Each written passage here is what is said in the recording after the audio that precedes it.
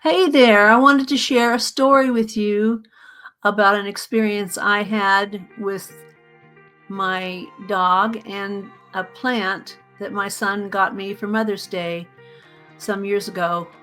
He was really proud of the purchase. He brought it and showed it to me, and it was a beautiful plant. It was pink, and I believe it was a caladium, and it was a gorgeous plant.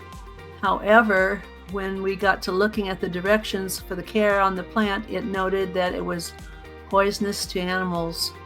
And that made me sad because it was gorgeous and I love plants, but I love my dog and I didn't want him hurt or in trouble health-wise.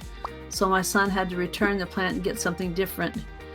So I just wanted to share with you guys some ideas about plants that really aren't great to have in your house if you have a cat or dog.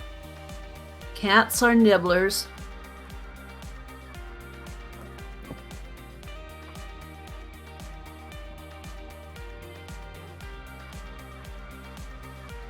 You can see from the picture here how this cat was chewing on the snake plant, mother-in-law's tongue, I believe. And I used to think that they were safe, but they're really not. All varieties of snake plants are not good. They have some, I can't remember the name of the stuff in their leaves, but it really will make them sick. Now you have to know that some plants are not considered bad because they'll make them barf or they'll get sick to their stomach, but it won't kill them. But there are plants that really will, so you should be very careful and very aware and do your research to find out which of these plants are actually okay, as long as they don't get into them like this cat is in this picture. Too often they'll be okay, but there are some that are deadly, so please be careful and be aware of those that are. I wanted to list for you some of those plants that I have discovered are really not good for you to have in your house. And if you have them in your house, you have to keep them really high away so that cats can't climb up to them, because cats are prowlers and they like to climb. So you'll have to keep these plants high, but some of them you can't because they're actually plants that usually are on the floor. Let me go through some of the lists of the plants that I have here. The Eureka palm, which is one I really like, it's a floor plant, and so you definitely do not want your cat or your dog chewing that plant because it would be very hazardous to their health. There's also, I have two right here. One is the peace lily. They're beautiful, but they're not good for animals to chew on. And the jade and all of its relatives have the same problem with, you can see in the picture there, that little jade there, that's the same variety of jade, I believe, as this one is. And they have something in their leaves that is just really, really detrimental to the health of a cat or a dog. Here are some others that you might need to be aware of. I already told you about caladiums, Hoyas,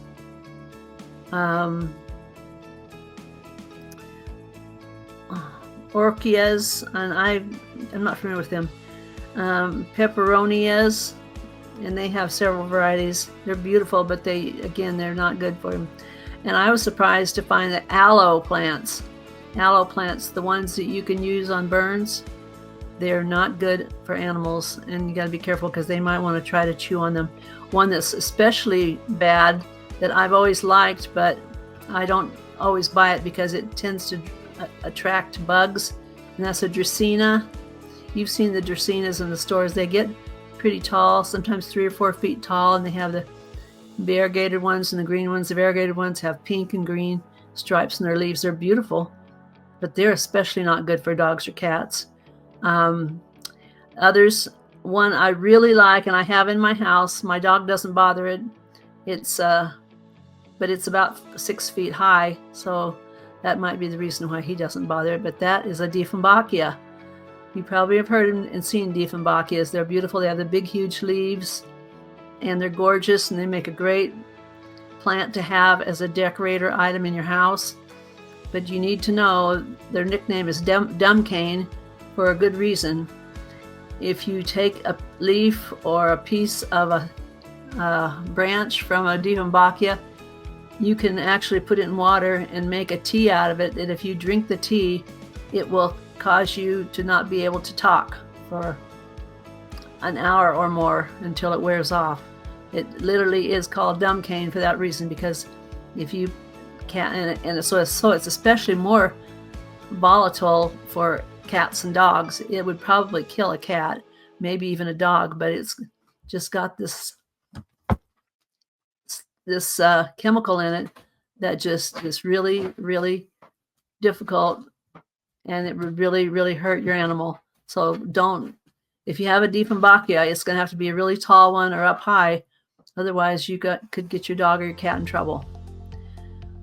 I already said jade, but pothos, which is a common houseplant that we all have had at one time or another, creeping, crawling pothos, it's quite poisonous. And there is just a whole lot more. In fact, there's so many, I can't read them all off in this video, but what I would like to do and what I will do is, if in the description, I will put a couple of websites that will tell you and go into great detail about dangerous plants that you should not have in your house, and plants that you can have in your house. They're still a problem, but they're not as bad. So please note that I will put that in the description. And remember that when you're purchasing plants, beautiful plants are a great thing to have in your home, but you have to first think about your pets and even little children who might, toddlers who might decide to try chewing on a leaf. I've seen kids try leaves, and that's not good either, especially if they were chewing on the leaf of a Dieffenbachia, which would cause them to not be able to talk, and that would be a very scary feeling. And if you didn't know where they were in the house and they had gotten into that, it could be a bad thing, and you might have to take them to the emergency room. So be aware of these things and use wisdom and selection when you're choosing your plants, and make sure you have your plants in high-reaching places where they can't get to them, and hopefully your cats can't climb and get to them, because otherwise you might have a very sick animal or child on your hands. I would suggest plant shelves, tops of bookcases, any place that is so high that they can't reach it or can't jump up and get on it. Avoid that at all costs. I just wanted to share this with you and let you know that I care so much about my plants, but I care even more about my dog, and I would really, really be really sad if he got sick because of a plant I brought into my home.